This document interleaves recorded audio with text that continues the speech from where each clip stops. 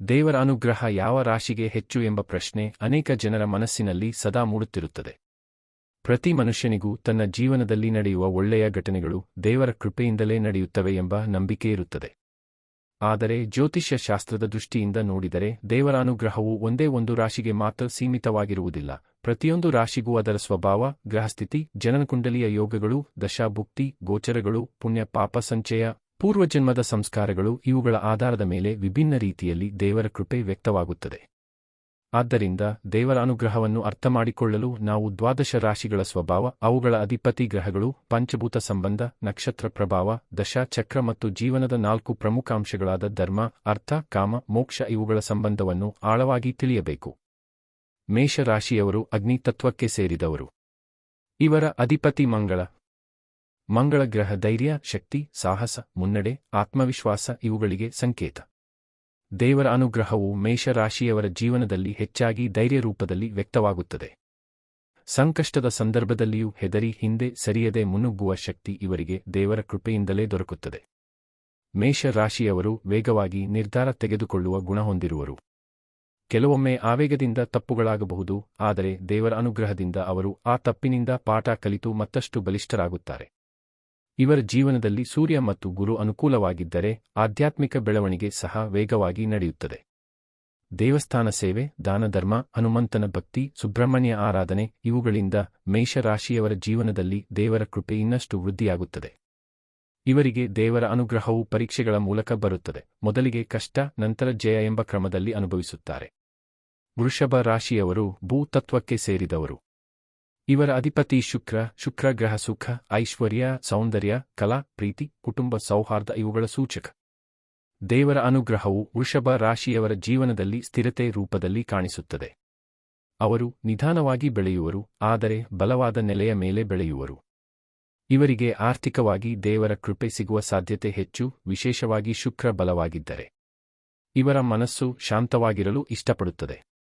ಲಕ್ಷ್ಮೀ ದೇವಿಯ ಆರಾಧನೆ, ಶನಿವಾರ ಉಪವಾಸ, ಶನಿ ಶಾಂತಿ ಪೂಜೆ ಇವುಗಳಿಂದ ಇವರ ಜೀವನದಲ್ಲಿ ಸಮತೋಲನ ಹೆಚ್ಚುತ್ತದೆ. ವೃಷಭ ರಾಶಿಯವರು ಕಷ್ಟಪಟ್ಟು ಸಂಪಾದಿಸಿದ ಹಣವನ್ನು ಕಾಪಾಡಿಕೊಳ್ಳುವರು. ದೇವರ ಅನುಗ್ರಹ ಇವರಿಗೆ ಶಾಂತಿ ಮತ್ತು ಸಮೃದ್ಧಿ ರೂಪದಲ್ಲಿ ವ್ಯಕ್ತವಾಗುತ್ತದೆ. ಕೆಲವೊಮ್ಮೆ ಆಲಸ್ಯವು ಅಡ್ಡಿಯಾಗಬಹುದು, ಆದರೆ ಭಕ್ತಿ ಮತ್ತು ನಿಯಮಬದ್ಧ ಜೀವನದಿಂದ ಅದನ್ನು ಜಯಿಸಬಹುದು. ಮಿಥುನ ರಾಶಿಯವರು ವಾಯು ತತ್ವಕ್ಕೆ ಸೇರಿದವರು. ಇವರ ಅಧಿಪತಿ ಬುಧ. ಬುಧ ಬುದ್ಧಿ, ವಾಕ್ಚಾತುರ್ಯ, ವ್ಯವಹಾರ ದಕ್ಷತೆ, ಸಂವಹನ, ವಿದ್ಯಾಭ್ಯಾಸ ಇವುಗಳಿಗೆ ಸಂಬಂಧಿಸಿದ ಗ್ರಹ. ದೇವರ ಅನುಗ್ರಹವು ಮಿಥುನ ರಾಶಿಯವರ ಜೀವನದಲ್ಲಿ ಜ್ಞಾನ ರೂಪದಲ್ಲಿ ವ್ಯಕ್ತವಾಗುತ್ತದೆ.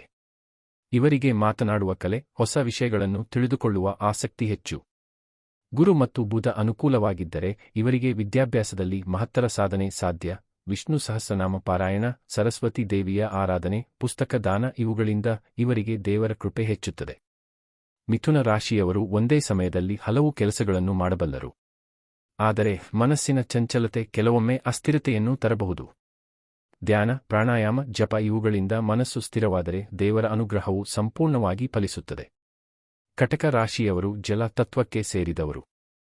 ಇವರ ಅಧಿಪತಿ ಚಂದ್ರ ಮನಸ್ಸು, ಭಾವನೆ, ತಾಯಿ, ಮನೆ, ಕುಟುಂಬ ಇವುಗಳಿಗೆ ಸಂಬಂಧಿಸಿದ ಗ್ರಹ. ದೇವರ ಅನುಗ್ರಹವು ಕಟಕ ರಾಶಿಯವರ ಜೀವನದಲ್ಲಿ ಭಾವನಾತ್ಮಕ ರಕ್ಷಣೆ ರೂಪದಲ್ಲಿ ಕಾಣಿಸುತ್ತದೆ. ಇವರಿಗೆ ಕುಟುಂಬದ ಬೆಂಬಲ ಅತ್ಯಂತ ಮುಖ್ಯ. ತಾಯಿ ದೇವಿಯ ಭಕ್ತಿ, ದುರ್ಗಾ ಪೂಜೆ, ಚಂದ್ರ ದೋಷ ನಿವಾರಣೆ, ಸೋಮವಾರ ಉಪವಾಸ ಇವುಗಳಿಂದ ಇವರಿಗೆ ಮನಃಶಾಂತಿ ದೊರಕುತ್ತದೆ. ಕಟಕ ರಾಶಿಯವರು ಇತರ ನೋವನ್ನು ಅರ್ಥಮಾಡಿಕೊಳ್ಳುವರು. ಇವರಿಗೆ ದೇವರ ಅನುಗ್ರಹವು ಸಹಾನುಭೂತಿ ಮತ್ತು ಕರುಣೆ ರೂಪದಲ್ಲಿ ವ್ಯಕ್ತವಾಗುತ್ತದೆ. ಆದರೆ ಅತಿಯಾದ ಭಾವನೆಗಳಿಂದ ದುಃಖ ಹೆಚ್ಚಾಗಬಹುದು. ಅದಕ್ಕಾಗಿ ಭಗವಂತನ ಸ್ಮರಣೆ ಮತ್ತು ಸತ್ಸಂಗವು ಇವರಿಗೆ ಅತ್ಯಂತ ಉಪಕಾರಿಯಾಗಿದೆ. ಸಿಂಹ ರಾಶಿಯವರು ಅಗ್ನಿ ತತ್ವಕ್ಕೆ ಸೇರಿದವರು. ಇವರ ಅಧಿಪತಿ ಸೂರ್ಯ ಆತ್ಮ, ಗೌರವ, ಅಧಿಕಾರ, ನಾಯಕತ್ವ, ಪಿತೃತ್ವ ಇವುಗಳಿಗೆ ಸಂಕೇತ. ದೇವರ ಅನುಗ್ರಹವು ಸಿಂಹ ರಾಶಿಯವರ ಜೀವನದಲ್ಲಿ ಗೌರವ ಮತ್ತು ಸ್ಥಾನಮಾನ ರೂಪದಲ್ಲಿ ಕಾಣಿಸುತ್ತದೆ. ಸೂರ್ಯ ಬಲವಾಗಿದ್ದರೆ ಇವರಿಗೆ ಸಮಾಜದಲ್ಲಿ ಮಾನ್ಯತೆ ದೊರಕುತ್ತದೆ. ಸೂರ್ಯ ನಮಸ್ಕಾರ, ಆದಿತ್ಯ ಹೃದಯ ಸ್ತೋತ್ರ ಪಾರಾಯಣ, ಪಿತೃತರ್ಪಣ ಇವುಗಳಿಂದ ಇವರ ಜೀವನದಲ್ಲಿ ದೇವರ ಕೃಪೆ ವೃದ್ಧಿಯಾಗುತ್ತದೆ. ಸಿಂಹ ರಾಶಿಯವರು ದಾನಶೀಲರು, ಆದರೆ ಸ್ವಾಭಿಮಾನ ಹೆಚ್ಚಾಗಿರಬಹುದು. ವಿನಯ ಮತ್ತು ಧರ್ಮಾಚರಣೆ ಇವರಿಗೆ ಮಹತ್ತರ ಫಲ ತರುತ್ತದೆ. ದೇವರ ಅನುಗ್ರಹವು ಇವರಿಗೆ ನಾಯಕತ್ವದ ಹೊಣೆಗಾರಿಕೆಯನ್ನು ನೀಡುತ್ತದೆ. ಕನ್ಯಾ ರಾಶಿಯವರು ಭೂ ತತ್ವಕ್ಕೆ ಸೇರಿದವರು. ಇವರ ಅಧಿಪತಿ ಬುಧ. ವಿಶ್ಲೇಷಣಾ ಶಕ್ತಿ, ಶುದ್ಧತೆ, ಆರೋಗ್ಯ, ಸೇವಾ ಮನೋಭಾವ ಇವುಗಳಿಗೆ ಈ ರಾಶಿ ಪ್ರಸಿದ್ಧ.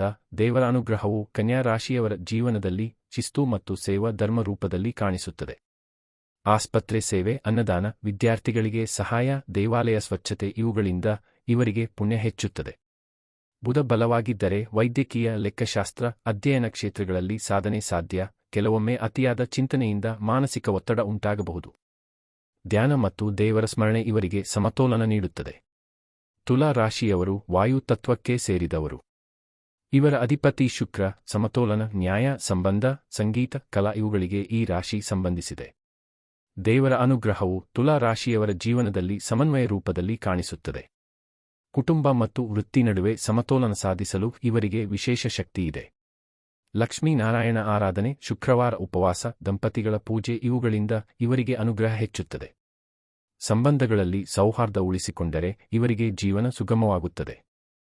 ದೇವರ ಕೃಪೆ ಇವರಿಗೆ ಮಧ್ಯಸ್ಥಿಕೆ ಮತ್ತು ನ್ಯಾಯದ ಗುಣವನ್ನು ನೀಡುತ್ತದೆ. ವೃಶ್ಚಿಕ ರಾಶಿಯವರು ಜಲ ತತ್ವಕ್ಕೆ ಸೇರಿದವರು. ಇವರ ಅಧಿಪತಿ ಮಂಗಳ ಮತ್ತು ಸಹ ಅಧಿಪತಿ ಕೇತು.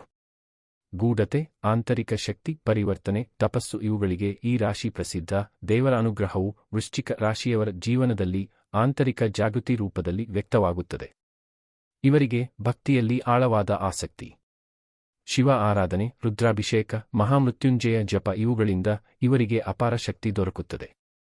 ಜೀವನದಲ್ಲಿ ಏರಿಳಿತಗಳು ಹೆಚ್ಚು ಇರಬಹುದು, ಆದರೆ ಪ್ರತಿಯೊಂದು ಕುಸಿತದ ನಂತರ ಅವರು ಹೊಸ ಶಕ್ತಿಯೊಂದಿಗೆ ಏಳುವರು.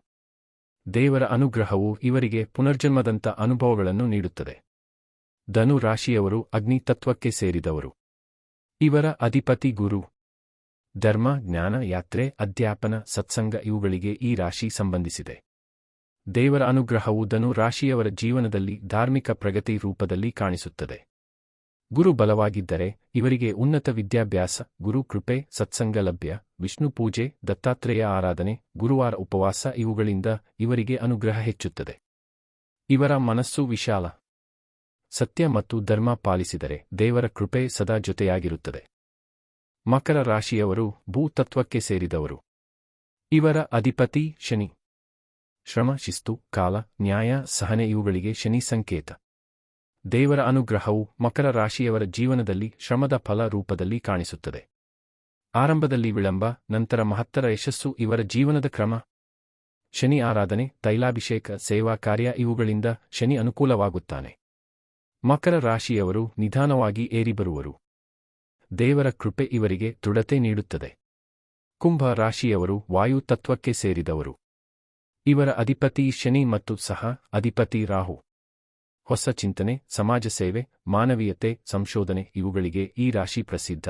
ದೇವರ ಅನುಗ್ರಹವು ಕುಂಭ ರಾಶಿಯವರ ಜೀವನದಲ್ಲಿ ಜನಸೇವೆಯ ರೂಪದಲ್ಲಿ ವ್ಯಕ್ತವಾಗುತ್ತದೆ. ಇವರಿಗೆ ಸಾಮಾನ್ಯ ಜನರ ಬಗ್ಗೆ ಕಾಳಜಿ ಹೆಚ್ಚು.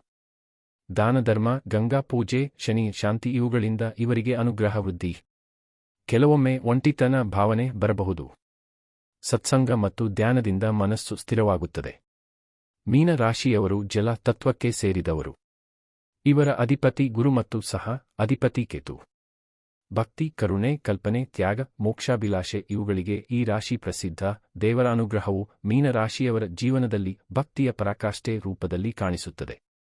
ಭಜನೆ, ನಾಮಸ್ಮರಣೆ, ತೀರ್ಥಯಾತ್ರೆ, ಅನ್ನದಾನ ಇವುಗಳಿಂದ ಇವರಿಗೆ ಅಪಾರ ಪುಣ್ಯ ದೊರಕುತ್ತದೆ. ಕೆಲವೊಮ್ಮೆ ಲೋಕ ವ್ಯವಹಾರದಲ್ಲಿ ಆಸಕ್ತರಾಗಬಹುದು. ಆದರೆ ಭಕ್ತಿ ಮತ್ತು ಜ್ಞಾನ ಸಮತೋಲನದಲ್ಲಿದ್ದರೆ ದೇವರ ಕೃಪೆ ಅವರನ್ನು ಉನ್ನತ ಸ್ಥಿತಿಗೆ ಕೊಂಡೊಯ್ಯುತ್ತದೆ. ಈ ರೀತಿಯಾಗಿ ನೋಡಿದರೆ ದೇವರ ಅನುಗ್ರಹವು ಒಂದೇ ಒಂದು ರಾಶಿಗೆ ಮಾತ್ರ ಹೆಚ್ಚೆಂದು ಹೇಳಲು ಸಾಧ್ಯವಿಲ್ಲ. ಪ್ರತಿಯೊಂದು ರಾಶಿಗೂ ವಿಭಿನ್ನ ರೀತಿಯಲ್ಲಿ ದೇವರ ಕೃಪೆ ವ್ಯಕ್ತವಾಗುತ್ತದೆ. ಯಾರಿಗೆ ಧೈರ್ಯ ರೂಪದಲ್ಲಿ, ಯಾರಿಗೆ ಧನ ರೂಪದಲ್ಲಿ, ಯಾರಿಗೆ ಜ್ಞಾನ ರೂಪದಲ್ಲಿ, ಯಾರಿಗೆ ಭಕ್ತಿ ರೂಪದಲ್ಲಿ, ಯಾರಿಗೆ ಶ್ರಮದ ಫಲ ರೂಪದಲ್ಲಿ, ಯಾರಿಗೆ ನಾಯಕತ್ವ ರೂಪದಲ್ಲಿ ದೇವರ ಅನುಗ್ರಹ ದೊರಕುತ್ತದೆ. ಜ್ಯೋತಿಷ್ಯ ಶಾಸ್ತ್ರವು ನಮಗೆ ಈ ಅನುಗ್ರಹದ ದಾರಿಯನ್ನು ತೋರಿಸುವ ದೀಪದಂತಿದೆ.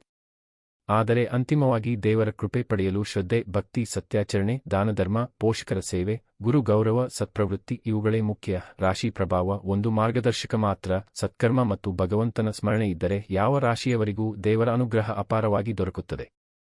ಇದೇ ಜ್ಯೋತಿಷ್ಯದ ಸಾರ, ಇದೇ ಜೀವನದ ಸತ್ಯ.